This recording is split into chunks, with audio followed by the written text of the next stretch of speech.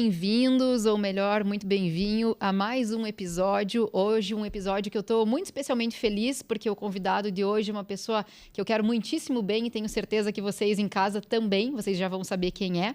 Mas antes disso, meu parceiro Michel vai apresentar o vinho que a Adega Brasil nos encaminhou muito gentilmente aqui. A gente agradece o patrocínio. Michel, conta pra gente um pouquinho sobre o vinho de hoje.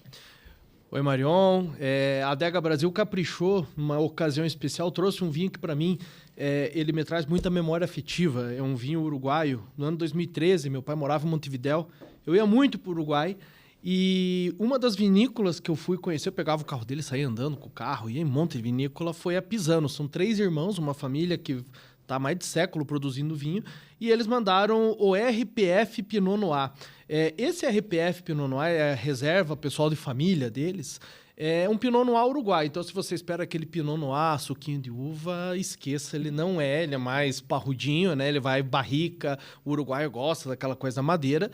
Eu diria assim, olha, um vinho para combinar com pato, já foi a outra, eu falei, o pato, esse aqui, para comer com pato, olha, perfeito. Então fica a dica aí, um baita de um Pinot Noir uruguai. Muito bom. Então agora vamos falar um pouquinho do nosso convidado, né? Aqui às vezes a gente chama desembargadores, juízes, promotores de justiça, advogados.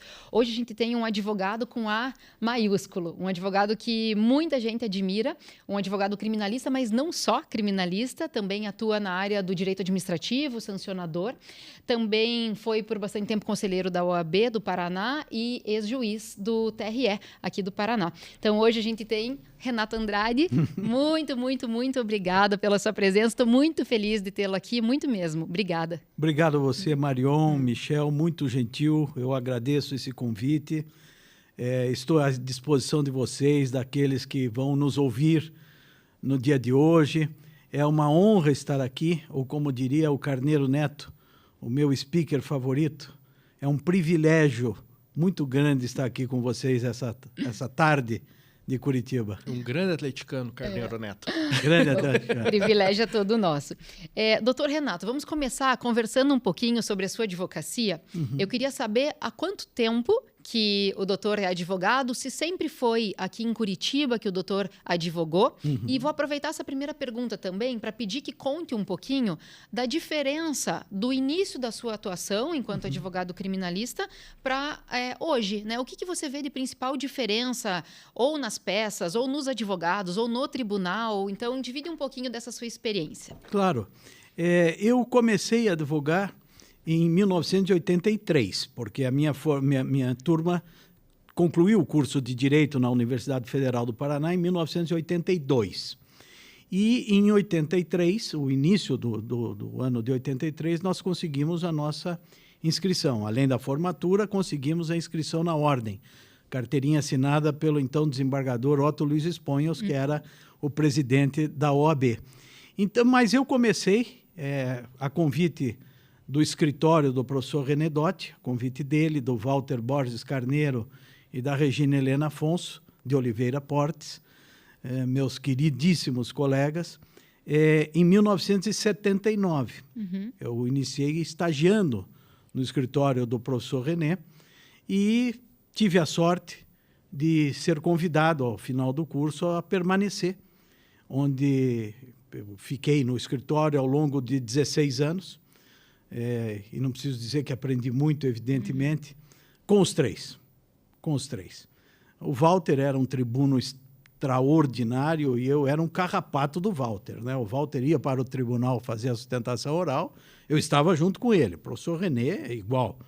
Ia para o tribunal, eu estava junto com ele, ouvindo as sustentações orais. Então, minha vida já está um pouco comprida demais, né? Eu já estou nessa vida há quase 50 anos. E sempre advogando. Sempre advogando. E eu vejo, Marion, nesses quase 50 anos, é só fazer as contas, né? 44, 45 anos. Evidentemente que a coisa evoluiu muito. Para o bem e para o mal. Nos dois sentidos. Para o bem, evidentemente, nós temos hoje instrumentos extraordinários que facilitam a nossa vida de uma forma espetacular. A partir do momento que você recebe a intimação pelo nosso sistema ProJude ou EPROC, seja o que for, você tem uma facilidade enorme. Eu, quando comecei a estagiar, eu lia Diário da Justiça. Você tinha que ler um Diário da Justiça com 500 páginas. E todos no escritório faziam esse tipo de trabalho. Então, só aí você vê que o tempo que se ganhou era uma coisa extraordinária. Também do ponto de vista da prestação do serviço. Os escritórios de advocacia, lá no início, lá em 1979, e eu sempre falo 79 porque foi quando eu efetivamente iniciei e comecei a ter essa visão geral do que é o direito, do que é a advocacia, do que é um escritório de advocacia. Você atendia quase que um cardápio completo. O professor René sempre tinha uma posição muito firme. O escritório nunca atendeu, e eu trago isso comigo até hoje, nunca atendeu crimes contra o patrimônio, as pessoas que invadiam as casas, o próprio pickpocket, né, o batedor de carteira, nunca atendeu esse tipo de gente. Ele tinha uma certa aversão a isso, porque achava extremamente covarde esse tipo de delito. E tráfico de entorpecentes. Usuários era uma quantidade extraordinária, a gente atendia na madrugada, né, ao final das baladas, né, das boates naqueles anos. A delegacia de entorpecente ficava cheia de gente, fazia fila. Você ia lá tirar cliente da cadeia. Né? Enfim, mas traficante também nunca atendia. O resto era tudo. Fazíamos júri, estelionato, acidentes de trânsito, crimes contra a administração pública, que era muito pequena, muito pequena. A atuação em crimes contra a administração pública era diminuta naquela época. Enfim, como eu disse, o cardápio completo. Lei de entorpecente, Código Penal e assim por diante. A evolução positiva também se deu quando nós começamos, e agora eu digo nós, os advogados, começaram a ver alguns nichos de trabalho. Iniciamos lá atrás, por exemplo, com crimes tributários, crimes contra o sistema financeiro. Então, colegas, e eu mesmo, comecei a estudar muito e tentei me especializar na atividade, crimes empresariais, crimes tributários, crimes financeiros. Isso não é elitista, não. É que era um ramo do direito que estava efetivamente nascendo e crescendo muito no Brasil. Você pegava uma legislação, por exemplo, espanhola ou italiana, já se falava em branqueamento de capital, já se falava nisso há muito tempo. E nós aqui estávamos começando com esse tipo de comportamento e a repressão a esse tipo de comportamento. Então você foi começando a limitar a sua atividade. E isso acontece também em relação àquilo que você passa a não atender. Então, eu reduzi muito a minha atividade no júri. Parei de fazer júri. Hoje nós temos colegas maravilhosos que se dedicam exclusivamente ao tribunal do júri, o que é espetacular. Eu tenho saudade do júri, dos júris que fiz. Tomei muito cacete, ganhei alguns, e a gente sempre fala no pessoal, né? Tanto nós como o Ministério Público, em relação ao júri, é sempre eu ganhei ou eu perdi. Né? Mas, enfim, havia colegas especiais que se dedicaram a esse tipo do direito.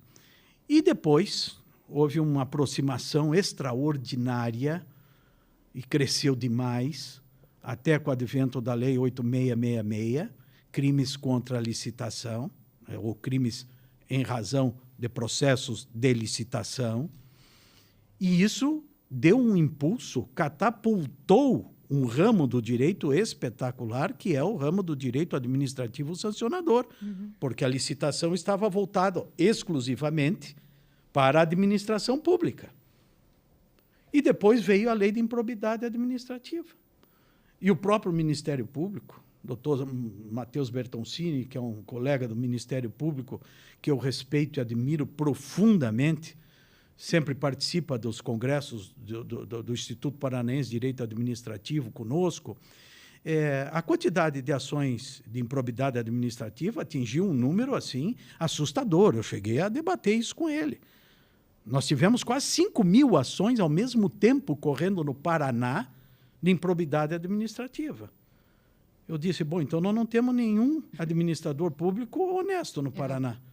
Porque nós temos 399 municípios, nós temos 5.000 ações, não tem ninguém honesto no Paraná, me desculpe. Isso é um exagero. Enfim, essa mudança na advocacia foi criando esses nichos importantes e cada um de nós, advogados criminalistas, começamos a frequentar um determinado sub-ramo do direito penal. E assim nós fomos tocando a vida. E cada um foi se adaptando em seu lugar e tocando os processos como achasse melhor. E eu tive a sorte, ao sair do professor René Dotti, do escritório dele, de passar um tempo muito curto, mas para mim, do ponto de vista humano, maravilhoso, no escritório do Dr. Osmar Koller. Ele me convidou para ocupar um espaço no escritório dele, uma coisa para mim absolutamente inesquecível. Tenho por ele e pela família Koller um respeito, uma admiração e um agradecimento profundo. E pouco tempo depois, o professor Romeu Bacelar me convidou. E o Romeu é muito firme nas posições dele, muito claro, muito transparente. O Romeu foi no escritório do Dr. Alfredo Koller, indicado pelo então advogado e hoje desembargador Telmo Xerém, e pelo próprio Walter Borges Carneiro. Foi ao escritório do Dr. Osmar e disse, olha, eu estou saindo do escritório onde estou. O Romeu, não sei se vocês sabem, foi diretor do Tribunal de Justiça, era funcionário público do tribunal, fez carreira dentro do tribunal, tinha saído, já estava advogando há 5 anos, no escritório de outro homem maravilhoso chamado Jaime Stivelberg. Ele estava saindo do Jaime, eu estava saindo do René, recém-saído do René, e o Walter e o Telmo Xerém, eles sugeriram o meu nome para o Romeu chegou para mim e disse, olha, vamos tentar. Deu certo, não deu certo, cada um toca a sua vida. Isso faz 30 anos e nós continuamos juntos. Então, a mudança foi, como eu digo, para o bem e para o mal. O que é o mal dessa mudança da advocacia? E que eu estou morrendo de medo.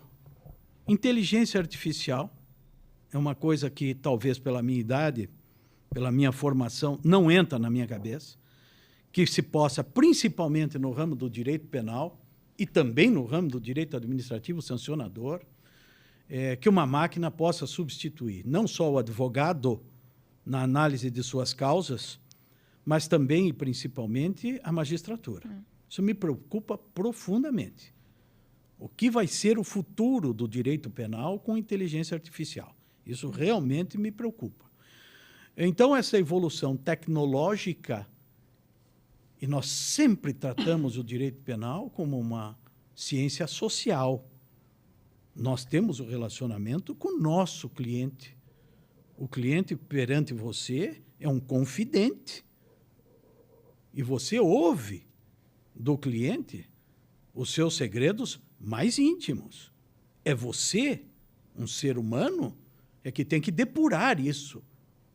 Por que ele está sofrendo? O que foi que aconteceu? Qual é o diagnóstico da causa? E não apertar um botão, simplesmente você ter a solução do problema do cliente, ou o magistrado, ao final de uma instrução penal, que nós sabemos sempre é profundamente desgastante, principalmente para a parte, tanto ré como vítima, a parte sofre muito com isso. E o magistrado, ao final, eventualmente, aperte um botão de inteligência artificial e produz uma sentença que não reflita efetivamente aquilo que se buscou ou que se obteve na instrução penal. Então, essas alterações negativas, na minha opinião, elas só têm uma saída. Nós continuarmos tratando o direito como um todo, e o direito penal principalmente, como uma ciência social, e não como uma ciência tecnológica, que pode dar certo em outros ramos, e acredito até que dê. Pela identidade de causas, quantidade de causas, similitude de fatos, é o que nós temos hoje em previdência social, TRF4 da 4ª Região, luta para que se possa julgar. Ações mais de massa, né? Exatamente. Aí sim, aí você pode até ter, em razão, como eu disse, da identidade da causa e dos fatos. Mas na ciência penal isso realmente muda. Então, e eu continuo. Eu continuo fazendo o quê? Eu sou um artífice. Eu ainda sou o sujeito que senta na frente do computador, escreve a petição, e você fez uma referência à escrita. Ao longo do tempo, você tem que ser, e isso aconteceu para o bem, essa mudança, extremamente objetivo. Aquela coisa de você citar 200 doutrinas em uma petição, hoje ninguém mais lê. Nós sabemos disso, o magistrado deixa isso muito claro para nós, nós temos que ser práticos e objetivos, o que é uma pena, porque a nova geração de profissionais, eu sinto muito isso, não tem o hábito da leitura das grandes doutrinas, né?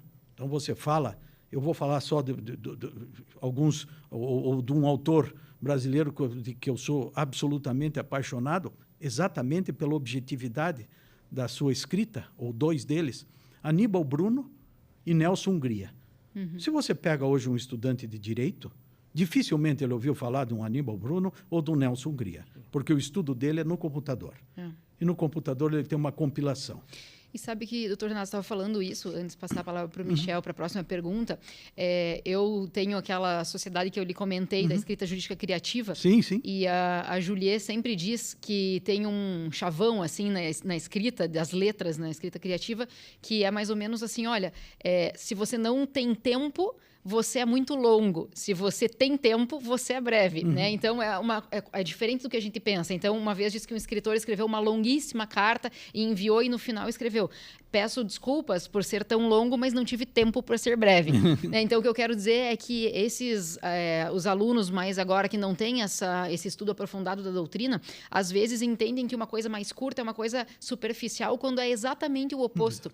Porque para você ser muito breve, mas ser qualificado nos teus argumentos, você tem que ser justamente muito mais profundo para conseguir reduzir aquilo sem perder a qualidade, né? Então, é muito, muito difícil isso em poucas linhas, né? Sim.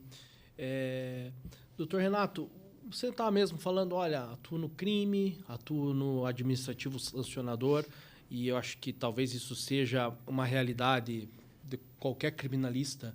Quando tem administração pública, administração ambiental, a ação penal vem acompanhada da improbidade administrativa. E aí é nesse sentido que eu queria perguntar para você. Quais são as principais, dentro da atuação do advogado, quais são as principais semelhanças entre o atuar no direito administrativo sancionador, no processo de improbidade administrativa? Inclusive, a lei de improbidade tem até muitos dispositivos que são muito próximos do raciocínio penal, mas aí mistura o processo civil, e o advogado criminal. O que a gente pode ver de semelhança, as grandes diferenças nisso? Olha, Michel, são tantas que fica difícil você simplesmente enumerá-las. Mas eu posso te dizer que os 30 anos que eu estou com o Romeu, como advogado, para minha satisfação pessoal, ela só existe exatamente por causa dessa identidade entre o direito penal e o direito administrativo sancionador. Por quê? Porque casou. O Romeu é um conhecedor do direito administrativo como poucos. E aquela vez que ele disse, olha, vamos tentar ver se dá certo, casou até temporalmente a nossa sociedade com o que estava acontecendo.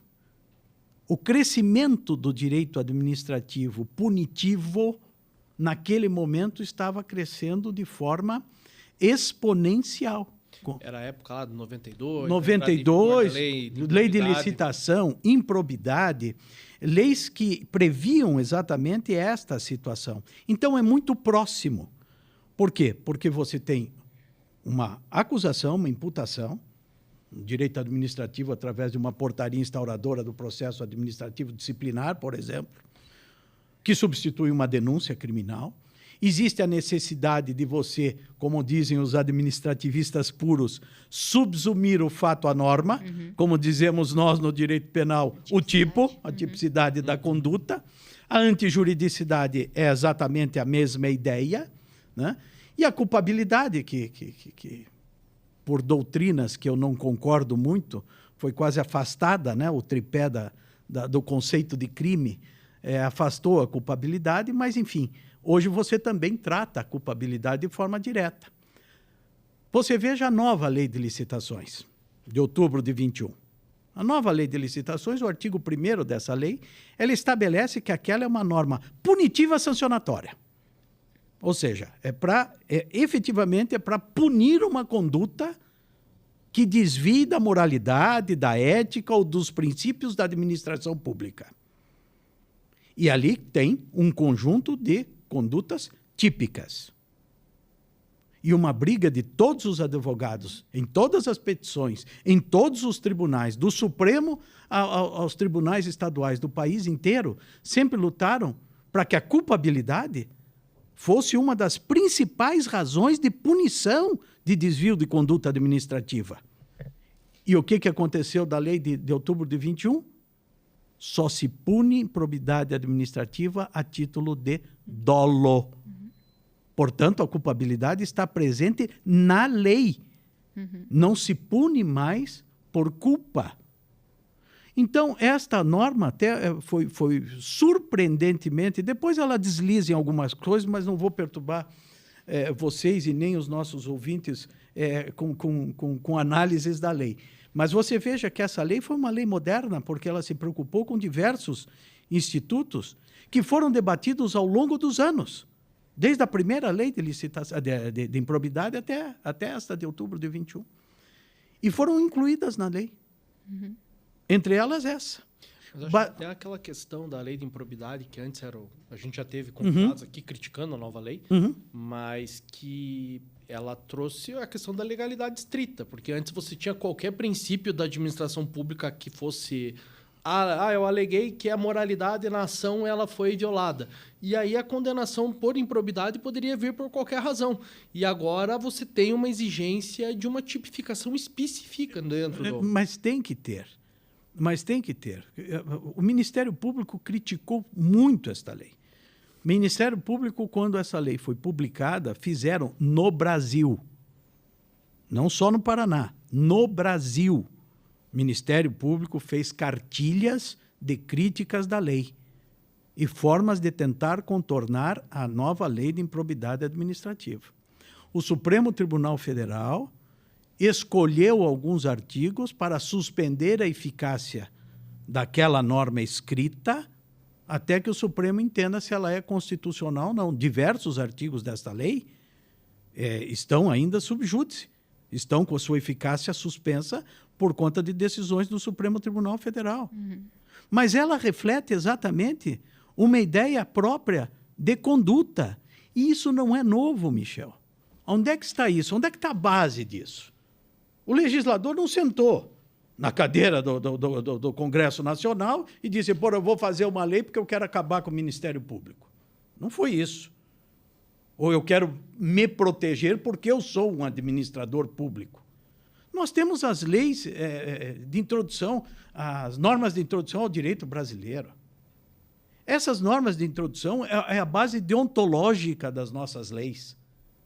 E ela já previa expressamente de que o administrador público não podia ser punido por um desvio de conduta que fosse uma simples bobagem ou violasse princípios, porque princípios é para serem observados, mas não podem ser violados a ponto de justificar uma conduta que não observa um determinado princípio como ou criminosa na ação penal ou como desviada de conduta numa ação de improbidade. E também, quanto mais sancionador se tornou o direito administrativo, obviamente, também mais ele teve que emprestar esses princípios do direito penal, né? De tipicidade, de legalidade, enfim, de culpabilidade, porque o sancionamento exige isso, né? Justamente porque daí é esse desequilíbrio de forças, tudo aquilo que a gente sabe, né? Mas sabe uma coisa que me preocupa, que eu tenho visto, aquela discussão de habeas corpus com revisão criminal.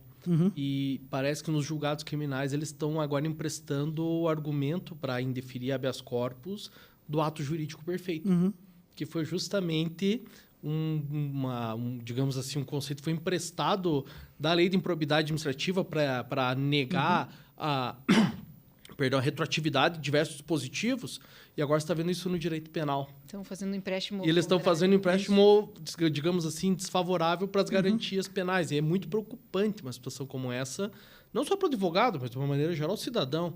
É isso que eu costumo dizer. Eu, como advogado, eu poderia chegar perante vocês, ou em congresso que a gente participa, ou numa sala de aula, e dizer, olha, eu gostaria muito que voltasse o tempo de 5.000 ações de improbidade. Claro que eu gostaria, como advogado.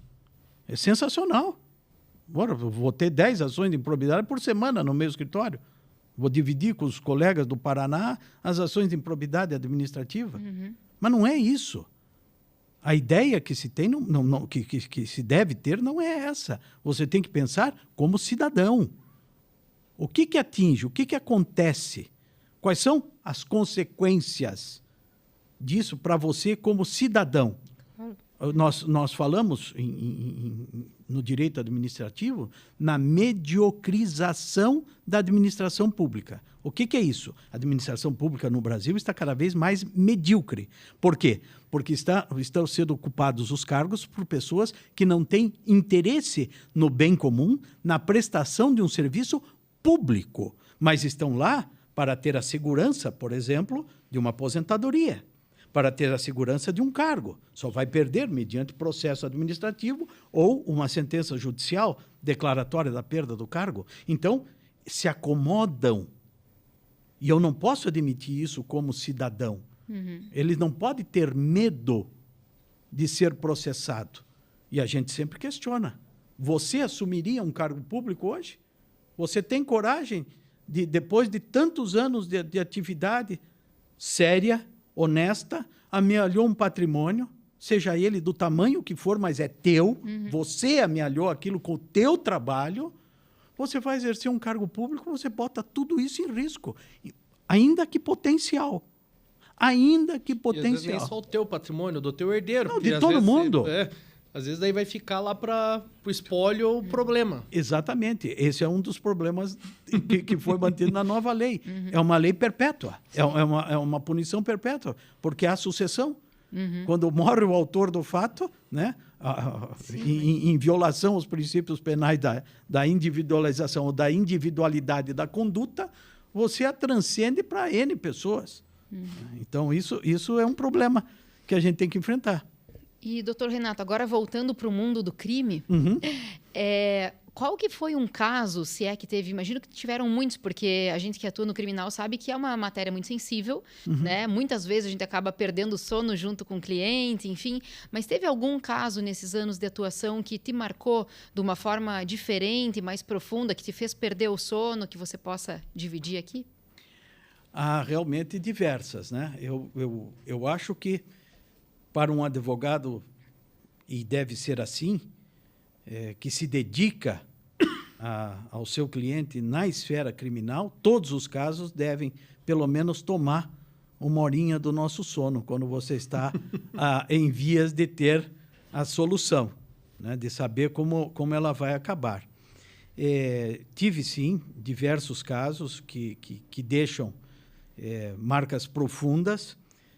Uma delas envolvia a natureza penal eleitoral, que foi a cassação do governador Roberto Requião. Né?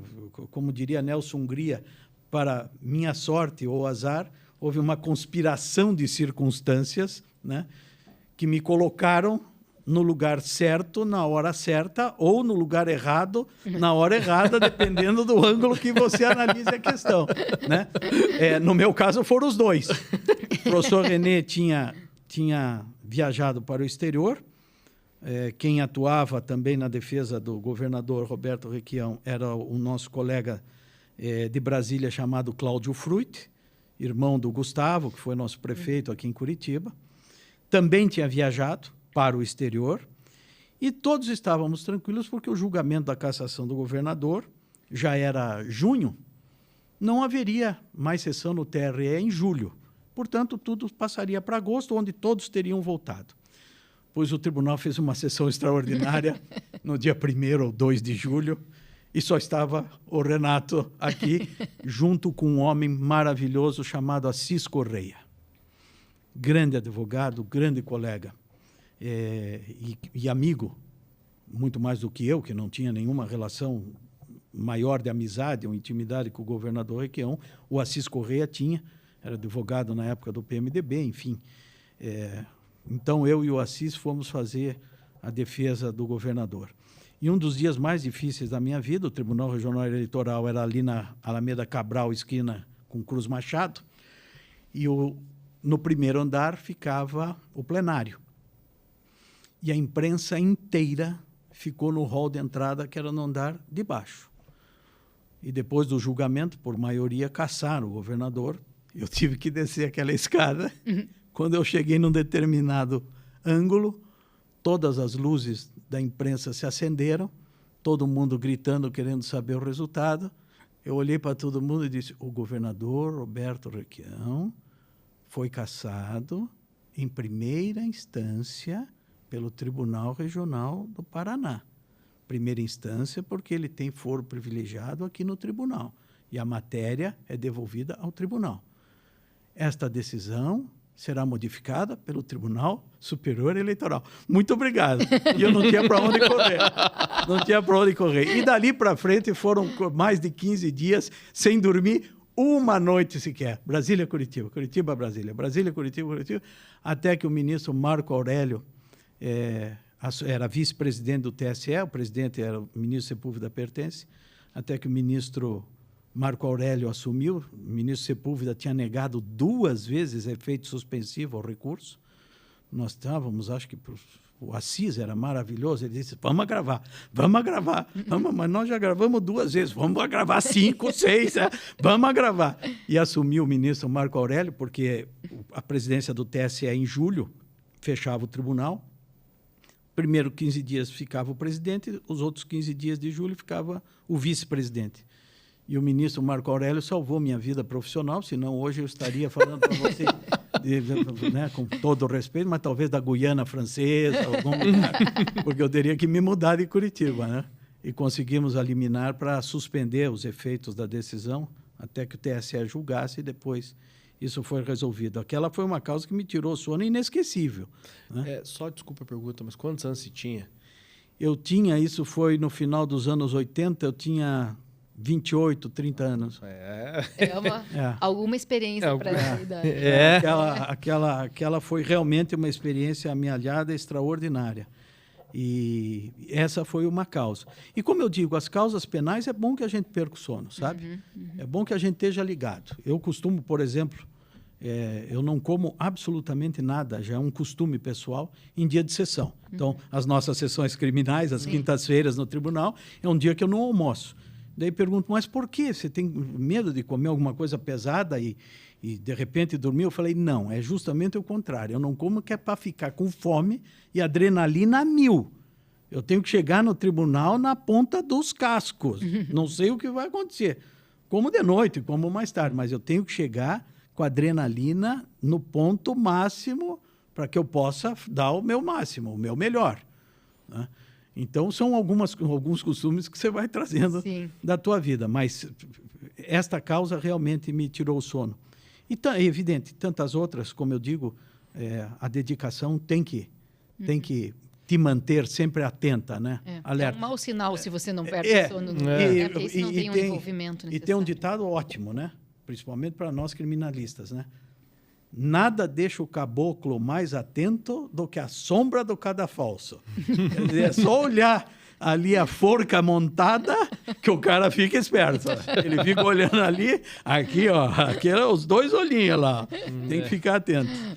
Mas, assim, daí, indo nesse mesmo sentido da tua resposta, o direito penal, ele nem sempre anda de mãos dadas com a justiça. A gente tem situações que às vezes o réu é culpado, acaba sendo absolvido, a falta da prova, mas tem, acho que, a situação que talvez seja mais dramática para o criminalista, que quando a pessoa é inocente, você crê na inocência da pessoa, trabalha com afinco para isso e o resultado acaba sendo uma condenação.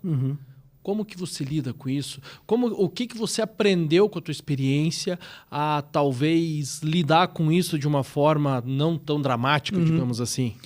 Bom, primeiro a gente tem que ter consciência que isso é do jogo.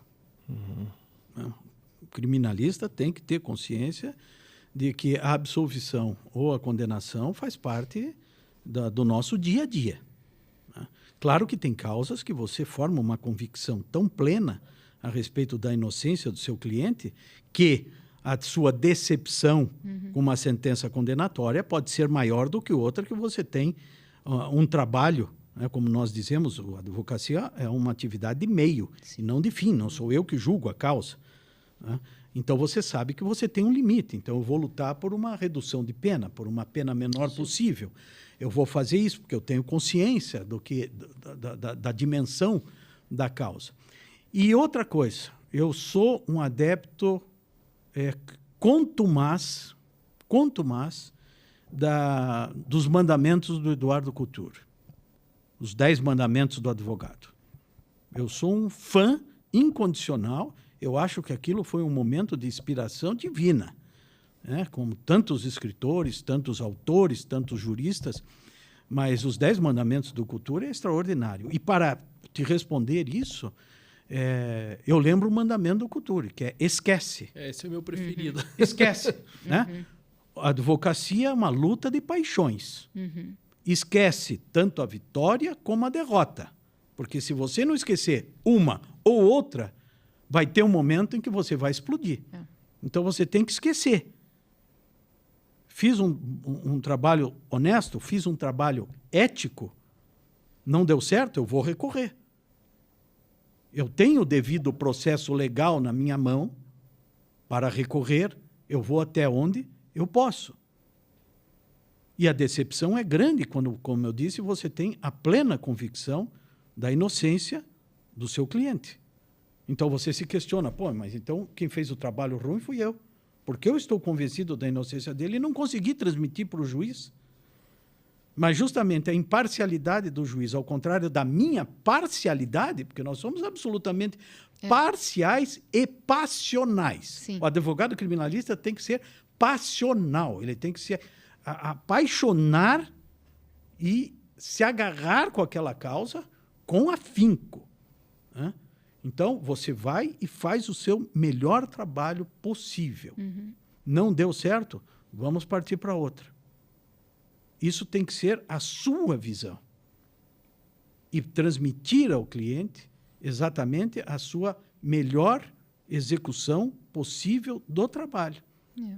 Eu acho que até já dividi essa frustração um dia com o Dr. Renato.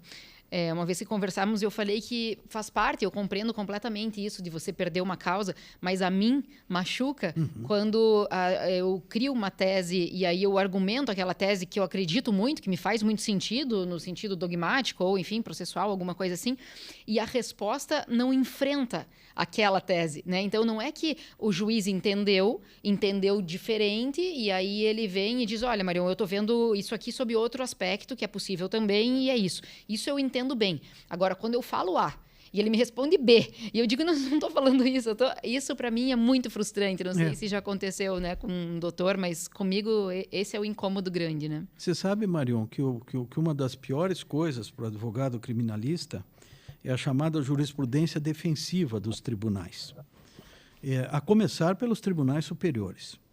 Então, cria-se jurisprudência a seu bel prazer. Muda-se jurisprudência como se a jurisprudência não fosse uma das fontes do direito. Aliás, a gente aprendia isso na faculdade, que a lei, os costumes, a doutrina, a jurisprudência são fontes do direito. Então, elas tinham que ser, eu não digo perenes, porque tudo evolui, já falamos sobre a evolução da advocacia, mas elas tinham que lhe dar aquilo que nós tanto lutamos, que é segurança jurídica. Então, eu compreendo bem o que você está dizendo, exatamente porque são argumentos que não encontram reflexo nenhum na causa. Aí o meu medo da inteligência artificial. Não, mas a jurisprudência é essa. Calma, eu estou vivendo sobre o regime universal do sistema jurídico do civil law, não do common law, onde a jurisprudência vincula o fato àquele determinado precedente. Não, aqui eu tenho que analisar um por um. Não pode haver uma vinculação genérica. E a jurisprudência defensiva quer fazer exatamente o contrário, quer generalizar uma determinada compreensão para todo tipo de causa. Por exemplo, lavagem de dinheiro. Hoje é a coisa mais comum. Tem denúncia de batida de carro na esquina de R$1.000 e que dão um jeito de dizer que houve lavagem de dinheiro. Tá denunciado da associação criminosa porque tinha 3 dentro do carro, né? Organização criminosa porque tinha 3 pessoas dentro do carro e o outro quebrou a unha e, portanto, teve lavagem de dinheiro porque tem que pagar a unha. Enfim, essa sim você tem toda a razão. É uma frustração para nós. Tua expressão é absolutamente correta. Eu acho que tem a questão também quando você começa a ter evoluções. Por exemplo, a questão do reconhecimento pessoal. O STF agora já está esbarrando. Você já está tendo defensivamente, falando, não, espera aí, o ato é válido. Palavras de agentes públicos. Como se eles não tivessem que prestar uma conta de onde que estão tirando uma determinada convicção. E aí você começa a criar uma tese, olha, tá tudo, não tem nenhum tipo de compatibilidade com os outros elementos. Ah, não, mas espera aí, o agente público, ele tem uma presunção. É que aí, Michel, eu acho que os tribunais, não posso estar enganada, mas os tribunais, eles olham para as nulidades, por exemplo, com um olhar de salvar os processos. Exatamente. Não com um olhar de, vamos ver o que está na lei, vamos ver as garantias. Me parece que eles sempre partem de um pressuposto de, dá para salvar? Porque há tanto tempo faz sentido, no mérito, o mérito é ruim, vamos tentar. Eles sempre tentam salvar, né, os processos. Mas você quer ver um exemplo claro disso? Os colegas criminalistas que atendem acidentes de trânsito grave, você já viu algum acidente grave que algum agente público disse, não, o sujeito não estava bêbado? Pois é. É a presunção absoluta. Não, ele estava com andar cambaleante, hálito etílico, olhos vermelhos, não fez o 4? Falando desconexamente. O camarada acabou de capotar 34 vezes o carro, ele quer que ele saia andando absolutamente em linha reta, falando absolutamente normal, e não esteja, pelo menos, com algum ferimento que possa justificar um olho vermelho. Não. Os dados são absolutos. Uma coisa que tem me assustado também, eu recebi um julgado essa semana. Eu não sei quem foram os colegas aqui do Paraná que atuaram no caso, mas era um júri que o promotor chamou advogado de palhaço, umas coisas assim. Sim. E o Tribunal de Justiça do Paraná anulou o júri. E o Supremo Tribunal Federal, num voto do Flávio Dino, diz que não, o júri não tem que ser anulado por economia de recursos públicos, a celeridade processual, e enfim. E aí, o que você percebe num caso desse agora? A gente vai trazer a questão de economia, porque, claro, um processo rápido provavelmente é mais barato, só que o que é curioso e aquelas hipóteses em que, por exemplo, o Ministério Público poderia ter ofertado um acordo desde o início, ele excede na acusação, e aí nisso está tudo bem. É uma situação bastante complicada mesmo. Olha quem chegou, temos uma surpresa aqui. Aqui, Júlia. Junte-se lá. Tudo bom? Licença, deixa eu dar oi, né?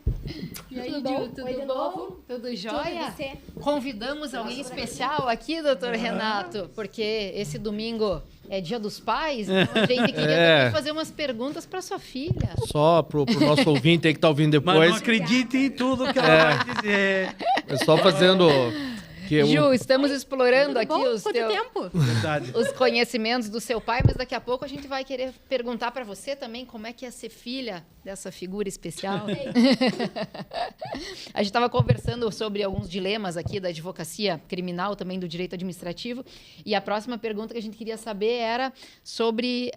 tem fatos difíceis que não deixam, às vezes, a gente dormir em paz, como foi a última pergunta, mas também acontecem coisas inusitadas na advocacia criminal, coisas engraçadas, né? Então, a gente queria saber, doutor Renato, se teve alguma situação que você lembre de alguma situação hilária, inusitada, algo assim, porque a gente Não morre de tédio, né? não. O advogado criminalista. Não. Essa é uma das vantagens da advocacia criminal. Você não tem absolutamente um dia igual ao outro, né? Toda manhã você acorda na expectativa de 1000 surpresas. Um caso pitoresco, um caso engraçado, eu lembro de uma situação, uma acusação de receptação. Um rapaz, estudante, primário, sem nada, bolhufas. Isso eu estou falando lá atrás, quando ainda o Volkswagen ainda vendia Brasília. Né? Então, só para vocês terem uma ideia. E os rádios dos carros, eles eram facilmente furtados, né? E tinha um juiz na 2ª Vara Criminal aqui em Curitiba, meu xará, doutor Renato, que era um amor de pessoa, era um homem de um coração, evidentemente que magistrado. Tomei muito cacete dele, sentenças contrárias, mas ele era um homem de um coração muito grande. E ele viu que aquele rapaz que havia comprado um rádio furtado, um toca-fitas furtado, a fita cassete, não era um marginal, não era um sujeito que merecesse uma reprimenda penal. E ele, sem avisar, evidentemente, ele tentou ajudar. E as nossas testemunhas eram testemunhas para dizer de antecedentes, né? Porque o rapaz tinha comprado, o sujeito que vendeu foi preso, em flagrante. Então, não havia muito o que se falar a respeito do fato. Houve o furto de um toca-fitas, um carro foi furtado, ele foi lá, roubou o toca-fita e vendeu para esse rapaz. E vocês lembram, os colegas que estão nos ouvindo também devem lembrar, que para a tipificação do delito de apropriação indébita, você tem que levar em consideração o valor da coisa, quem oferece a coisa, né, a condição de quem lhe oferece aquela coisa que você está comprando, que pode justificar, não, mas não vou comprar desse sujeito, tá na cara que não é dele isso aqui.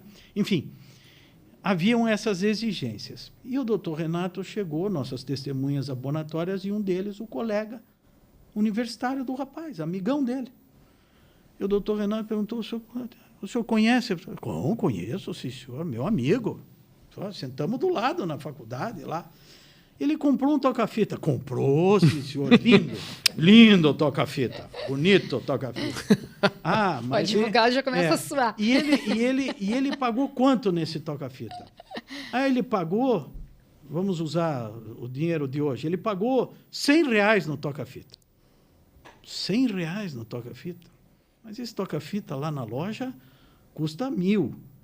Custa 1.000. Novo na loja custa 1.000. Ele pagou R$100. R$100. O senhor tem certeza? Tá? Não, ele me falou. Paguei R$100. Bom, mas ele comprou de uma pessoa que ele conhecia. Não. O cara nunca foi lá no estacionamento lá da faculdade. Apareceu lá o sujeito vendendo toca-fita por R$100 e tal. Não, mas pense bem, eu vou lhe fazer de novo a pergunta. Doutor Renato, juiz. Não, mas vou lhe fazer. Esta pessoa era uma pessoa que estava bem vestida, naturalmente, era uma pessoa que passaria por um colega de vocês na faculdade. Não, doutor, de jeito nenhum. Um malandro de rua lá, vivia lá lavando o carro e tal. Doutor Renato, olha, eu vou fazer mais a pergunta para o senhor. O toca-fita era usado, né? Doutor, sabe que eu não lembro, mas eu acho que era usado, sim. Pois é, ele estava feio, por isso que custou R$100, né? Ele já não tinha botão, estava quebrado, tinha algum defeito. Não, doutor, estava novinho, lindo. Aliás, está no carro do fulano até hoje. Doutor Renato disse, doutor, Existo. Eu tentei. O senhor viu que eu tentei, mas não deu. Mas não foi possível. Vamos para a próxima testemunha, não vou perguntar mais nada dessa testemunha. E naquele tempo ele ditava. Né? Não havia quase o cross-examination, né? Então o juiz perguntava e ele ditava o que a testemunha falava. Mesmo assim, doutor Renato deu todo, e isso, como eu digo, republicanamente. É evidente que ele estava ali para tentar ajudar, não por qualquer vantagem menos nobre, absolutamente não.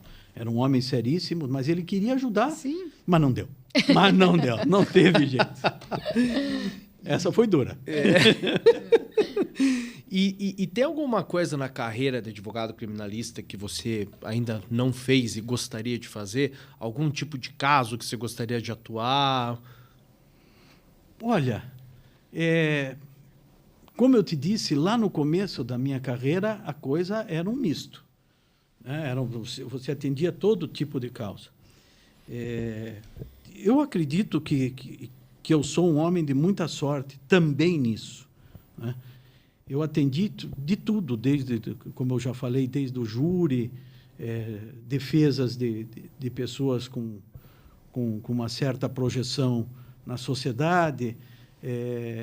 Então, eu acho que eu consegui quase que concluir isso. Quer dizer, não posso escolher uma causa que me falte atender. Né? O que eu posso dizer é que eu gostaria de continuar atendendo, seja qual causa for, pelo tempo que me for possível. Né? Mas não posso especificar exatamente. Está me faltando defender um caso de violência doméstica. Uhum. Né? Não isso. O que me falta, e se me for oportunizado isso pelo nosso chefe maior, né? Continuar atendendo, continuar me dedicando à profissão, em qualquer caso que eu seja honrado com a confiança do cliente. Então, eu não consigo te dizer, sinceramente, uma causa que me falte, né, que eu gostaria de fazer. Quem sabe fazer um júri novamente, né? Fazer mais um júri antes de cruzar a linha de chegada, quem sabe. Eu sempre gostei muito do júri. Isso pode ser uma coisa que me satisfizesse. E tem alguma causa que você não defende? Algum tipo de crime que para você, talvez, olha, para mim não dá? Uhum. Você tem que ter dimensão disso, né? Sempre o advogado é o primeiro juiz da causa. Então, algumas coisas você realmente não deve se agredir do ponto de vista ético, pessoal. Eu vou atender essa causa porque os honorários vão ser maravilhosos, mas eu não tenho a menor confiança na causa. Cai fora. Cai fora. Essa causa já começa errada. Né? Ela já começa torta. Não dá. Uhum. Né? Eu estou aqui enchendo vocês com citações ou ditados populares, mas tem mais um, principalmente na advocacia criminal, que diz: tu és para o cliente e não o cliente é para ti. Né? Então, você é importante para o cliente.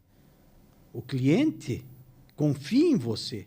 Então, você é para o cliente. Não o cliente é para você, porque o retorno que você possa ter econômico, de receber honorários de uma causa, por exemplo, é consequência do trabalho que você faz, mas ela tem que nascer de uma forma ética e principalmente respeitável para com o próprio cliente. Então, eu lhe disse e aprendi isso desde o meu primeiro dia num escritório de advocacia, em setembro de 1979, que foi quando eu comecei no escritório do professor Dotti. Eu também nunca atendi crimes contra o patrimônio, em hipótese alguma. Aprendi com ele e trago isso comigo até hoje, porque acho que é um crime absolutamente covarde, né? Alguém poder tirar do outro, não só a vida, eu estou falando agora patrimonialmente, crimes contra furto, roubo, isso não em hipótese alguma, né? E crime de tráfico de entorpecente. E, principalmente, e isso também evoluiu muito, né?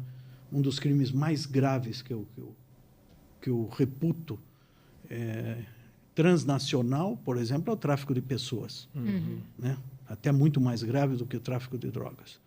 O tráfico de pessoas. Eu jamais atenderia alguém que viesse me procurar porque estava sendo acusado de tráfico de pessoas, absolutamente. Uhum. Então, eu acho que essa barreira personalíssima, sim, essa eu consegui montar e não gostaria, não atenderia e não vou atender até o fim da minha atividade profissional.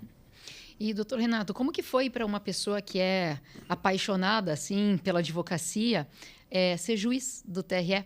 Porque por um período, né, o doutor trabalhou julgando causas. Como que foi passar de um lado em que você abraça uma tese e defende um lado para um lugar em que você não pode se apaixonar pela causa e tem que analisar de forma mais, né, imparcial? Foi uma experiência absolutamente notável. Foi uma experiência maravilhosa. Você tem, no Tribunal Regional Eleitoral, um mandato de 2 anos. Portanto, você sabe o dia que você entra e sabe o dia que você sai. E você tem a responsabilidade de, efetivamente, como eu brinco, não ser juiz, mas estar juiz.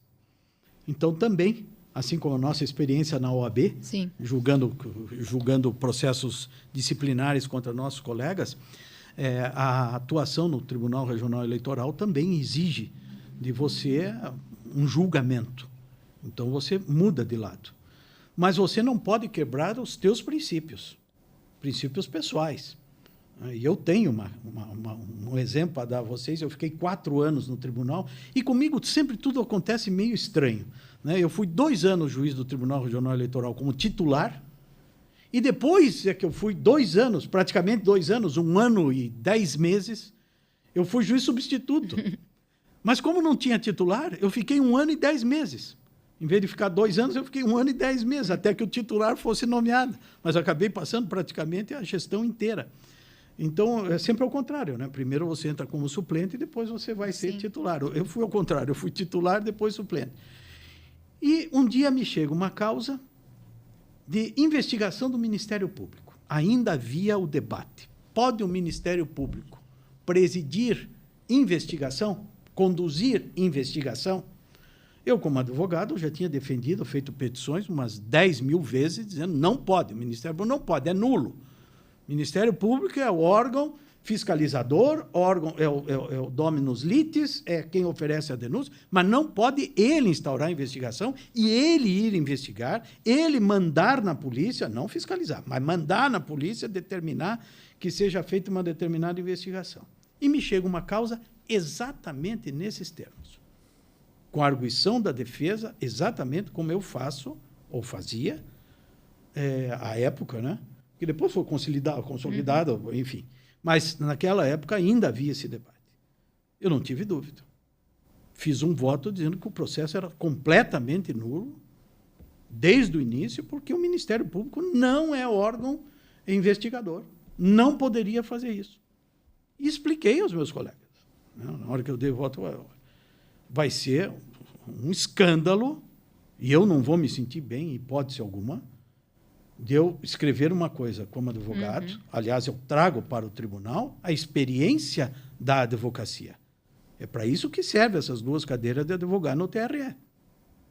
É trazer a experiência que você tem do teu dia a dia para dentro do tribunal, para o debate. Eu odeio aquela expressão arejar a corte. Isso não existe. Você leva a tua experiência, aquilo que você aprendeu na tua vida. Muito bem. E aí, desembargadora Joeci era membro da corte.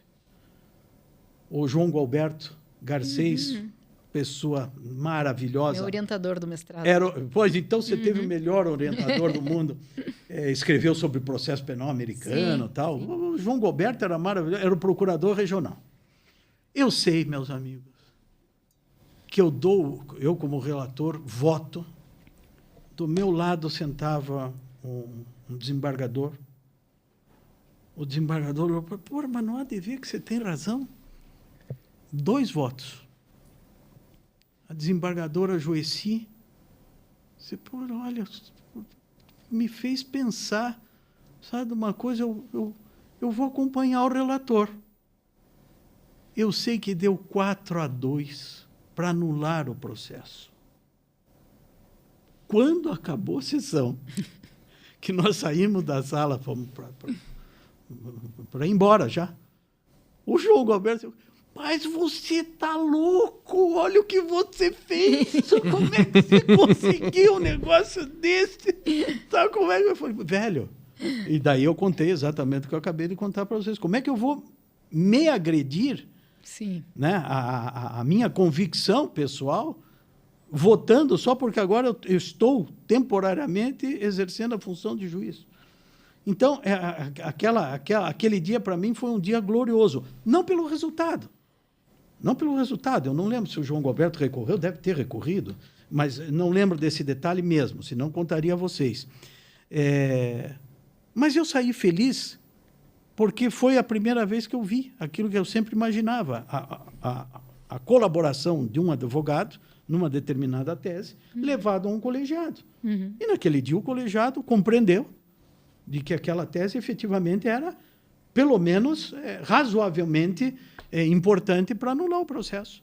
Muito bom. E isso aconteceu. Mas foi uma experiência, assim, maravilhosa. E ali nasceram outras tantas ideias, né? Eu sou fã do 5º Constitucional com mandato. Eu acho fantástico o mandato dos advogados, né, que vão ao tribunal, pretendem ir ao tribunal, mas exercer o mandato por 8 anos, por 6 anos, por 10 anos. Isso é uma coisa a ser discutida. Mas a experiência do Tribunal Eleitoral me fez abrir essa visão, como é importante, né? E nunca mais voltei. Você pode ser 2 vezes, depois você tem que se afastar da corte, depois você pode ser mais 2 vezes, e assim por diante. Eu 2 vezes, pronto, eu já colaborei. Eu pretendi uma vez só, mas o tribunal me botou lá pela 2ª vez, então... Agora vamos falar, já que a gente está gravando esse episódio na sexta-feira, que antecede o Dia dos Pais. Vamos falar das filhas, que você tem 2, uma delas está aqui. E elas já escolheram a profissão delas, né? Mas você recomendaria a advocacia criminal para elas? Você falaria assim, olha, vá para a advocacia criminal, ou isso te deixaria preocupado, é melhor não ir, vamos lá para o direito civil, vamos discutir contrato, direito do trabalho? Não, eu jamais imporia que fosse exercida, a Júlia é advogada, a Renatinha é engenheira de produção, trabalha na Renault já há 9 anos, mas eu nunca cheguei para a Júlia e disse, não, você não vai advogar no crime. É uma questão quase que natural. Por que eu virei um advogado criminalista? Porque o meu primeiro emprego, a minha primeira atividade como advogado, como estagiário, ia de tênis para o escritório, quase ia de bermuda. No verão, foi no escritório criminalista. Embora a Regina Helena fosse uma advogada de mão cheia de direito de família, depois eu advoguei também bastante na área de família, mas era uma advocacia basicamente criminal. Claro que isso tem uma influência direta na tua vida. A Júlia já entrou num escritório que tinha os 2 ramos. Ela poderia chegar e dizer, você sabe que o que eu mais gostei na faculdade era o direito do trabalho? Bom, então tá legal. Então vamos abrir um ramo de direito do trabalho aqui no escritório, né? Eu não vejo nenhum tipo de problema nisso. Não só, e aqui não preciso jogar confete em vocês, e muito menos na Marion, pelo que eu vou dizer, mas basta ver a Marion, a tremenda advogada criminal que ela é. Obrigada, doutor. A Terezinha Elinei de Oliveira, que trabalhava com o doutor Mário Jorge, um dos maiores expoentes do Tribunal do Júri do Paraná. Terezinha Elinei de Oliveira, lá, estou falando dos anos 70, era uma tremenda advogada criminal. E eu não quero ser indelicado, apenas vou fazer a referência. Tantas outras maravilhosas colegas de uma competência extraordinária. Priscila Plachassá, né? Foi advogada criminal, hoje desembargadora, fez toda a carreira Ou seja, as mulheres estão para lá de preparadas, para lá de habilitadas. Tem uma sensibilidade extraordinária que o direito penal exige. A sensibilidade no trato com o cliente. Ainda mais hoje, onde você tem novos crimes, novos delitos ou novos desafios, com violência doméstica, Lei Maria da Penha, feminicídio e assim por diante. A vítima disso vai procurar e se sente até mais à vontade, é evidente, isso é uma coisa social, de conversar com uma colega, com uma advogada, com uma mulher, tem muito mais liberdade. Ou seja, O campo está aberto e as mulheres são notáveis. Notáveis. As nossas colegas criminalistas, e digo aqui pelo Paraná, nós conhecemos outras naturalmente no Brasil, mas aqui no Paraná nós temos um berço da advocacia criminal feminina que é maravilhosa, é escola, é exemplo para todo o Brasil. Então, eu não imporia nenhum tipo de ramo. Mas como no escritório havia essa possibilidade da Júlia de uma opção, e ela se deu bem. E agora o mais engraçado de tudo, que nós já conversamos bastante, da interação, né? da conjunção do direito penal com o direito administrativo. Né? Ela vai bem nas coisas dela, evidentemente, em licitação, mas adora de processo administrativo disciplinar. Quer dizer, direito administrativo sancionatório. Então, ela está muito próxima da gente também e vai tocando a vida dela. Bom, a minha próxima pergunta era para o doutor Renato, que era assim: quem é o Renato Andrade fora dos tribunais, por exemplo, num dia de férias? Mas eu vou perguntar isso para a Júlia. Eu vou perguntar quem é o doutor Renato Andrade fora dos tribunais, em casa, fim de semana. Rouba um pouquinho o microfone para você aí, Júlia. Deixa eu arrastar um pouquinho. Bom, boa tarde, Marion, Michel. Eu estou muito feliz de estar aqui hoje. Eu assisto o programa de vocês, muito embora, como vocês mesmos já disseram, não sou do direito criminal. Mas o programa de vocês é tão descontraído, tão leve, que eu adoro assistir. Então, eu já assisti diversos episódios, vi o último do professor Rolf também. Assisti algumas vezes, inclusive. Então, eu fico muito feliz. Olha, quem é o doutor Renato? E eu chamo ele de doutor Renato no escritório mesmo. De vez em quando escapa, né? Pai na frente dos clientes, mas eu tento manter. O pai é... Quando não tem cliente no escritório, até vai. Mas, olha, para mim, no início, foi muito difícil fazer essa distinção. Hoje, é mais tranquilo.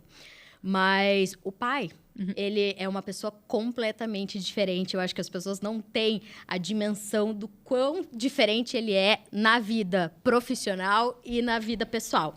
Ele consegue ser aquela pessoa de coração grande, que acolhe todo mundo nas duas áreas, mas, ao mesmo tempo, o pai, ele é uma pessoa séria, né? Na vida profissional dele, sempre... não tão brincalhão como eu, talvez, eu diria, mas na vida pessoal, ele é exatamente isso que ele está mostrando aqui para vocês hoje.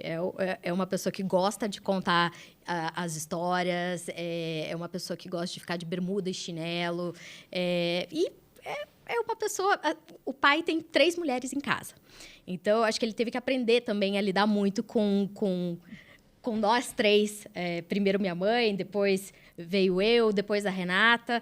E eu acho que o pai, ele adquiriu durante esse tempo, agora eu vou fazer 33 anos, durante esse tempo, muita sensibilidade. Antes ele era uma pessoa mais sisuda, mais séria. Hoje, pelo menos na vida particular, nas nossas férias, quando a gente viaja, enfim, ele é uma pessoa... bem descontraída. E talvez as pessoas não tenham essa visão dele. E a sensibilidade, eu acho que veio, e agora eu vou fazer aqui, né, modéstia à parte, acho que veio com as 2 filhas mulheres, né, que ele teve que aprender a lidar com uma situação completamente diferente. Ele estava contando aqui, antes de acender as câmeras e as luzes de gravação, que ele era um pouco, assim, punitivista. Linha curta. Um pouquinho só. A única vez que ele foi punitivista foi fora da profissão com vocês, né? Ele disse que, às vezes, levava vocês nas festas e dizia, 00:30... eu chego aí, se não estiver no carro, entro de pijama. Alguma vez o doutor Renato Andrade invadiu de pijama alguma festa? Ele entrava se a gente não estivesse lá. Eu acho que hoje eu sou muito pontual por conta do terrorismo que ele fazia quando a gente era criança. Hoje eu acho isso uma qualidade, ser pontual. Mas, sim, a gente já passou algumas situações. Eu acho que mais minha irmã do que eu, porque ela gostava de sair mais do que eu. Talvez eu fosse aquela irmã mais velha que fica com receio de experimentar novos caminhos, mas minha irmã não. Então, ela saía bastante. Eu acho que ela já passou algumas vergonhas, né, na adolescência, de ter o pai entrando em festa. E a gente fazia muita festa em casa. Minha irmã gostava de fazer festa em casa. E quando passava ali do horário ou passava um pouquinho o volume, ele ia lá e ia de pijama mesmo. Ele se sente super à vontade. Mas era um pijama bonitinho. Nada escandaloso. Nada escandaloso. E, Júlia, antes da gente entrar no interrogatório, tem alguma história do teu pai como advogado que tenha marcado você quando você era mais nova, mais criança, e que talvez tenha te inspirado? Claro, fora a figura dele ser inspiradora, mas algum caso que você lembre, alguma coisa assim? Então, eu acho que a primeira experiência que eu tive, e não foi daí na advocacia efetivamente, mas foi quando ele foi juiz do TRE. Que foi, eu acho que quando eu comecei a entender o que era o direito, foi quando eu comecei a fazer a minha escolha do que eu queria ser. No início eu tive bastante dificuldade de decidir se ia fazer direito, queria muito fazer jornalismo, porque, como a Marion sabe, eu gosto de escrever, e acabei optando... Eu fiz direito e jornalismo na faculdade, que eu estava indecisa, é a mesma dúvida, exatamente. E depois fui... Mas daí foi bem aquele ano que decidiram que jornalismo não precisava mais de diploma, daí acabei optando pelo direito, e acho que foi a escolha certeira na minha vida. Mas então, eu acho que o primeiro contato que eu tive com as experiências profissionais do pai foi quando ele foi juiz do TRE, que eu lembro de ir na posse dele, lembro de ir nos jantares com ele. Ele me levava para cima e para baixo, e eu era uma adolescente que não tinha noção de quem era o Renato Andrade. Eu acho que isso eu fui aprendendo muito durante a faculdade, agora estando na OAB, enfim, no dia a dia, que eu acabei aprendendo quem é Renato Andrade. E eu acho que a primeira sustentação oral que eu fui assistir, que foi no órgão especial, era uma sessão bem difícil, polêmica, de defesa de prerrogativa. Então, essa sustentação oral eu acho que eu nunca vou esquecer. E eu estava bem no início da faculdade. E eu lembro de vários amigos gravando a sustentação oral, porque ainda não tinha transmissão pelo YouTube, enfim, e me mandando depois. E ali que eu fui começando a tomar a dimensão de quem era o Renato Andrade, né? Não o meu pai. E dentro dessa tua trajetória até a advocacia, você cogitou alguma vez seguir exatamente os passos do seu pai e ser criminalista? Nunca. Nunca? Nunca. E o que te fez assim, não, eu não quero isso pra mim? Algum momento cogitou ou nunca? Não... Eu acho que eu nunca cogitei. Talvez por eu querer seguir um caminho diferente, não ficar sempre na sombra dele, muito embora eu saiba que sou uma pessoa que tem muitos privilégios, né? Entrei no escritório já estruturado e tudo mais, mas eu acho que eu quis me afastar um pouco da sombra dele e seguir meu caminho. Eu acho que isso é uma coisa que eu sempre tive muita consciência. E eu acho que o direito penal na faculdade mesmo não era uma matéria que me brilhava os olhos. Eu gostava muito das minhas aulas de direito penal, mas mais para uma reflexão do que para uma prática do dia a dia. Eu tive aula com o professor Rodrigo Rios, de teoria geral. Depois eu tive aula com outros professores da parte especial.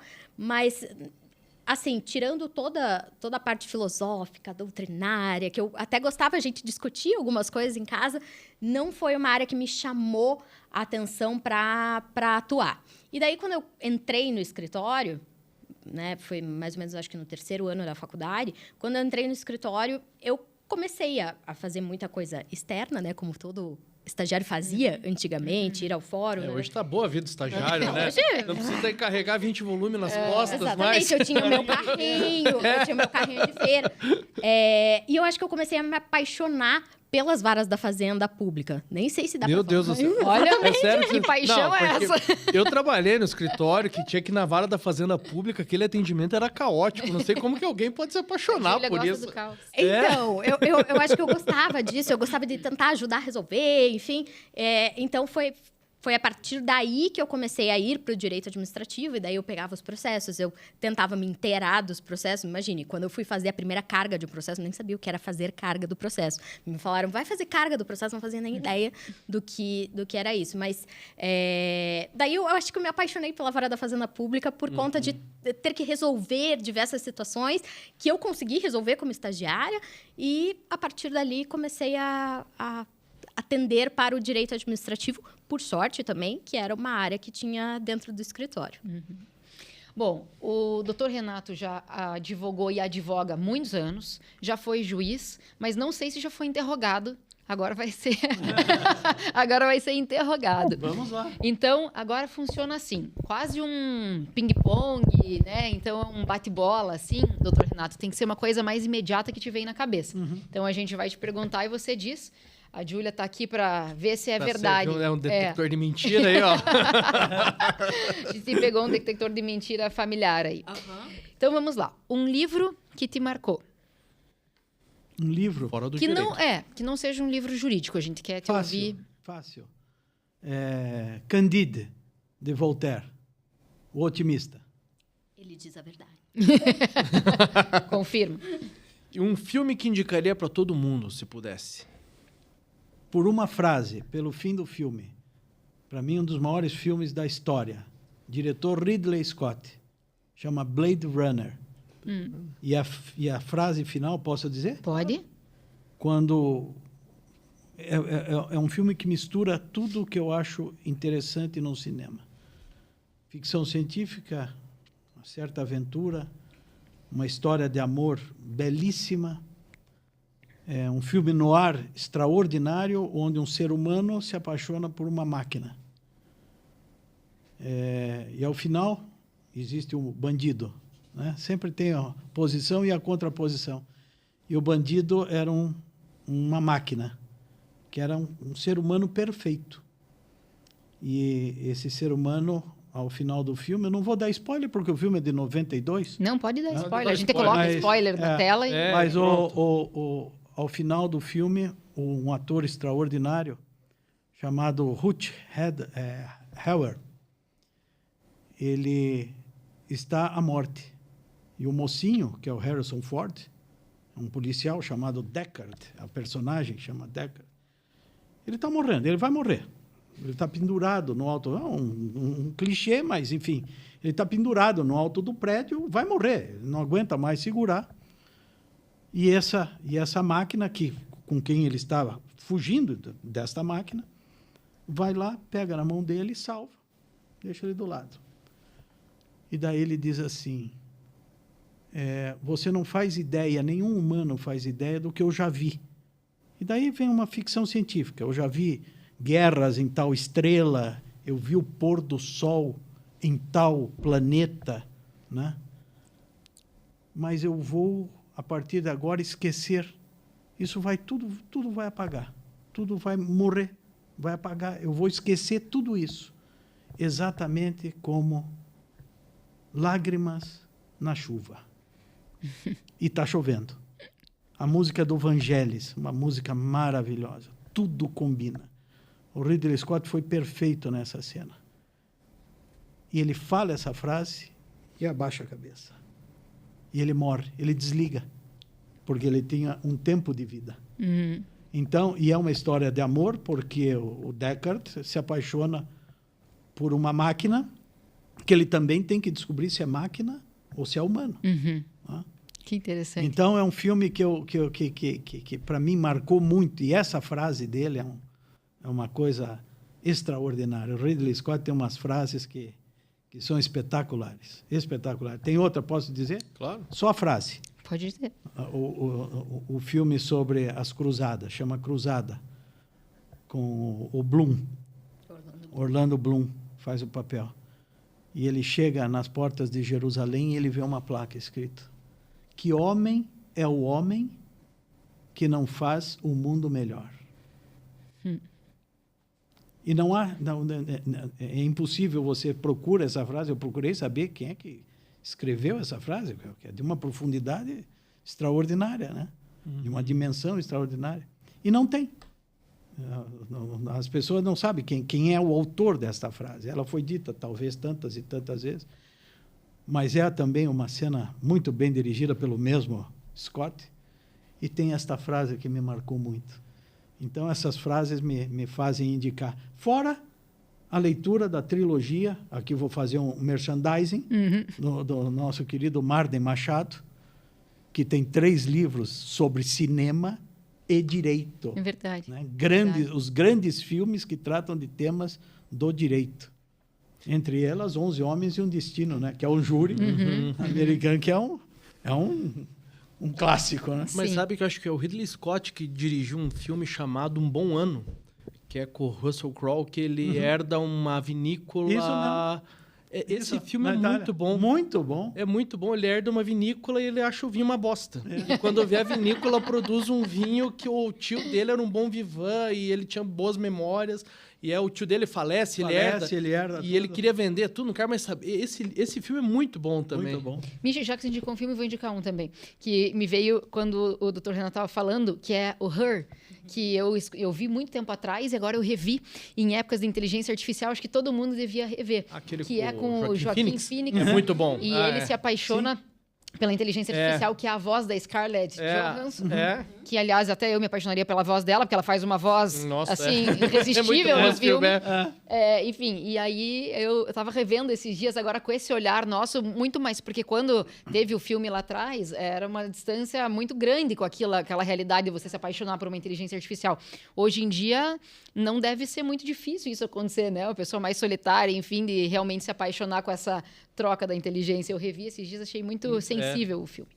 Voltando, uma música ou um estilo musical que você gosta muito, Dr. Renato? Classic rock. Opa, Classic rock. banda. Tem alguma eu banda gosto. que você gosta assim mais? Olha, nenhuma de preferência absoluta, né? Mas os grandes clássicos do rock, que eu gosto de tudo. Você pode pegar Rod Stewart, você pode pegar Elton John, você pode pegar... Eu adoro atualmente a Lady Gaga. Ele ama a Lady né? Gaga. Acho uma ótimo. baita artista, né? Acho ótimo Ela é os uma discos baita dela. Viu o show dela aqui no Brasil? Vi pela televisão. Aí já não é muito, já não faz muito o meu estilo, sabe? Eu curto ouvir a música. Acho que ela está se saindo muito bem como atriz. Né? O Gucci, por exemplo, ela faz o papel da mulher do rei, que é espetacular. Trabalhou muito bem naquele filme, enfim. Mas classic rock, o que você pegar de música clássica, mesmo até mais pesada, se pegar um Iron Maiden, um Guns N' Roses, eu gosto muito. Você já disso. pensou pegar o Dr. Renato Andrade sem almoçar com um Iron Maiden chegando no tribunal na quinta? Ninguém segura o homem. Botando Fear of the Dark. Mas você sabe, eu falei da segura. Brasília, você sabe que eu tocava rock pesado às 7 horas da manhã para fazer prova na faculdade. Eu tinha uma Brasília, mas metia aquele troço, botava no último volume e ouvindo aquilo, porque eu chegava na paz na faculdade para fazer a prova. Vou mudar de taxa, que eu vou ouvindo Bruno e Marrone e não tá Não dando. dá. E ele fazia isso pra acordar a gente de manhã, quando a gente era pequena e gostava de acordar tarde. Colocar rock alto. E você tem trauma ou gosta do rock hoje em dia? Hoje eu gosto. Eu gosto bastante de show. E um sonho já realizado e um a realizar. Um sonho já realizado, sem dúvida nenhuma, minha família. Esse é um sonho para lá de realizado. Minha mulher, minhas filhas, é espetacular. Esse é um sonho mais do que realizado. Eu sou mais do que realizado como ser humano com a minha família. E um sonho a realizar, difícil. É difícil pensar numa coisa que eu gostaria de fazer. Talvez, agora eu vou ser materialista. Eu gostaria de fazer mais uma vez, já fiz 3 vezes, gostaria de fazer mais uma vez, antes de, mais uma vez usava a expressão cruzar a linha de chegada, fazer mais uma vez a Rota 66 de motocicleta. Fiz uma vez de moto, 2 vezes de carro, eu tinha muita vontade de fazer mais uma vez. Esse é um sonho que talvez eu ainda consiga fazer com os... Se a Daniela, a minha mulher, e as minhas filhas deixarem, eu vou com os meus colegas de grupo de moto fazer a Rota 66. E um medo? Doutor Medo? Renato Andrade tem algum medo? Tenho, diversos, né? De coisas, mais uma vez, físicas, eu tenho um pavor terrível de cobra. Odeio cobra, né? Infelizmente, mas odeio cobra. Do ponto de vista espiritual, eu tenho exatamente, coincidentemente, a frase que eu acabei de dizer para vocês, das lágrimas na chuva, né? Eu tenho medo de esquecer. Eu tenho medo de esquecer. Eu acho que as pessoas são muito importantes, né? Nós somos importantes para tantas pessoas são importantes para nós. Nós temos que deixar as pessoas serem importantes para nós. Eu acho isso fundamental. É ajudar os outros, ser ajudado pelos outros e deixar os outros nos ajudarem. Que eu tenho muito medo de esquecer, de perder a noção disso. Então, que isso não se transforme. Então, eu tenho muito medo de lágrima nas chuvas. E uma memória de infância? Meus pais. Meu pai, minha mãe. Inesquecível. Inesquecível. Né? As bobagens que eu fiz, eu naturalmente esqueci. Mas uma memória de infância, sem dúvida nenhuma, meus pais. E se o Dr. Renato Andrade pudesse se definir, a gente não pode normalmente se definir, né? Que a gente acaba se limitando, mas se pudesse se definir em uma palavra. Meu livro favorito, Candide, o Otimista. Minha palavra, otimismo. Eu sou um otimista. Sempre sou um otimista. Principalmente em relação ao ser humano. Sou um otimista. E um defeito que você tem, mas adoraria não ter? Há tantos. Nossa, é uma quantidade enorme. Enorme. Mas um defeito que eu não gostaria de ter. Puxa vida. Não sei dizer. É que realmente são muitos. Obviamente, sou um cara falível e sigo rigorosamente uma lição, quase um haikai do Romeu Bacelar, né? Eu sempre me reduzo à minha real expressão. Então, talvez um defeito meu é de vez em quando perder a noção disso. Perder a noção do que eu efetivamente sou. Sabe? Talvez isso possa ser talvez o maior dos defeitos. Mas você não gostaria de ter esse defeito, então? Não, eu não gostaria. Eu gostaria que as pessoas, de transmitir às pessoas efetivamente aquilo que eu sou. Qual é o meu limite? O que eu sou? Eu sou isso. Não sou nada mais do que isso. Eu sou essa pessoa que procura fazer bem para os outros, não como um defeito, né? Mas até como uma meta de vida. Isso não é defeito, mas é defeito de...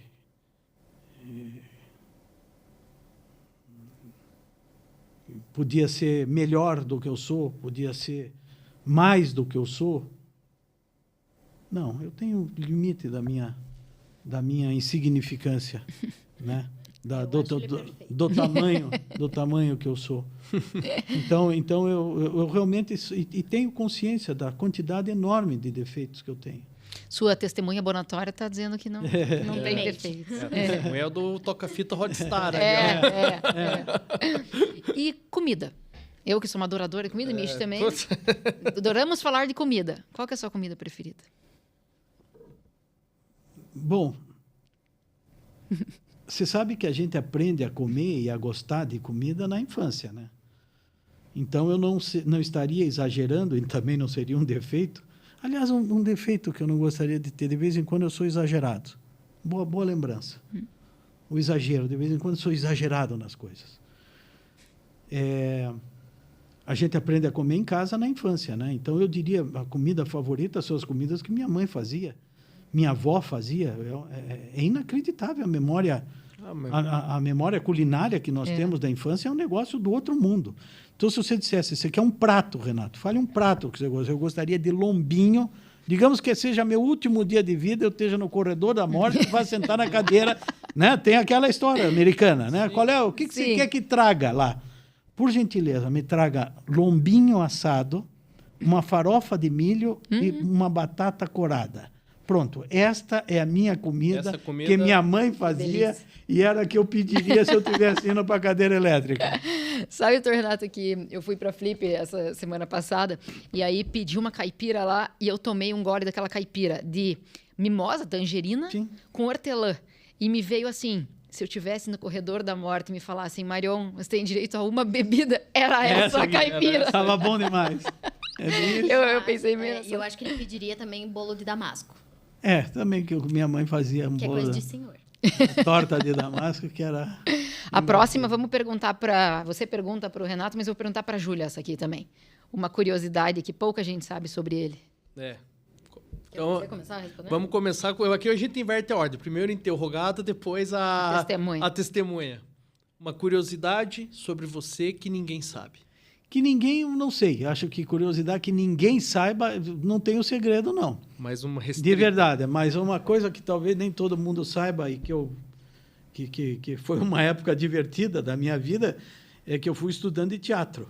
Né? Eu fiz vestibular na PUC. Olha só. A PUC criou um curso de artes cênicas. Tinha prova, que nem de arquitetura, que tem aquela prova prévia, né? De desenho De atuar, prático. Tinha prova prática, você tinha que Que atuar? você tinha que... Eles davam 2 horas para você montar uma apresentação. Era em grupo. Então, eu nem lembro. Que eu peguei lá uns colegas que estavam fazendo vestibular também, fizemos lá um esquetezinho qualquer e passamos no vestibular. Fomos tudo colega. E foi espetacular. Né? Espetacular, porque além de ser o primeiro ano, era a primeira turma, a PUC ela investiu muito naquilo. Então, eu conheci pessoas absolutamente maravilhosas. Conheci Marília Pera, conheci Natália Timberg, conheci Cecil Thierry, conheci a mãe dele, casada com o Carlo Ponti. Não sei. Era uma dama. Conheci Bebi Ferreira. Então, eu conheci pessoas assim notáveis que vinham dar palestras. Que demais. Né? Uhum. Além de conhecer os colegas. E fiz parte até de uma trupe de teatro, ganhamos até dinheiro. A gente fazia apresentação. Fizemos uma peça chamada Um Inspetor Geral, que é deliciosa. Né? Então, essa é uma coisa que talvez nem todos saibam. E foi um período muito louco, muito bom, do ponto de vista... Eu era solteiro, né? O que não quer dizer nada, eu apenas estou fazendo a referência porque eu tinha tempo. Uhum. Né? Eu era solteiro, não tinha as meninas. E surgiu essa oportunidade, eu li em algum lugar, fiz o vestibular e fiquei lá. Que legal. Que bacana. E conheci pessoas maravilhosas, o atual secretário de Cultura, o Edson Bueno, hoje foi meu colega de turma, gosto muito do Edson. Enfim, conheci pessoas maravilhosas na época do teatro, e diferentes, pessoas muito diferentes, Sim. mas extremamente capazes, tal. Sensacional. Júlia, uma curiosidade sobre o seu pai que pouca gente sabe. Acho que além do teatro, o pai é bom nos palcos. Então, ele canta muito bem. Meu Deus, não A sabia gente, dessa A gente também. gosta de fazer dueto, inclusive ele já ganhou prêmios em karaokês. Olha. Sim.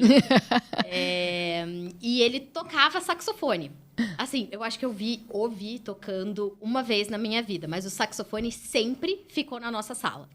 Então, ele teve também essa época de músico, né? Além do teatro. Que a legal. música, acho que sempre foi uma coisa muito importante. É uma coisa da família, essa questão artística. Então, só dividir com o Michi que eu tive a alegria desses dias encontrar o Dr. Renato com a esposa num jantar. E fiquei conversando com a esposa dele. E ela contou que ela era bailarina. Olha só. Então, e que também conhecia Ana Botafogo, né? Então, Dançaram juntas acho lá que no Rio, tudo. é de Ei, família. Júlia, e já que a gente está no Dia dos Pais, que música que, na tua visão, ele canta que é a tua preferida? Na voz do seu pai. Você já sabe qual eu vou falar, né? Meu Deus do céu. Não me faça passar vergonha. Eu acho que tem 2 músicas que me marcam bastante, não pelo significado da música, mas porque a gente cantou muito durante a nossa vida, que é My Way, Frank Sinatra, e Fio de Cabelo. Que eu acho que também é uma curiosidade sobre o pai, talvez. Nossa. O gosto que as pessoas Do 8 ao têm, mas 80. Fio de Cabelo é uma música que ele canta muito bem. Ah, legal. Muito bom. Agora, infelizmente, a nossa última pergunta, porque está muito gostoso o bate-papo, mas a gente queria uma indicação, doutor Renato, de vinho. Um vinho assim para o dia a dia ou um vinho mais especial, né, para uma ocasião mais especial que você possa deixar aí para quem está nos ouvindo para conhecer um pouquinho do teu gosto. Olha, no dia a dia, Michel apresentou nosso vinho de hoje, que a Adega Brasil gentilmente encaminha para vocês. Uma delícia, um vinho maravilhoso. E eu não sou um enólogo, eu não sou um conhecedor de vinho, mas eu sempre gostei, na dúvida, e justamente por não conhecer, eu sempre pedia, e coincidiu com o nosso vinho de hoje, um Pinot Noir.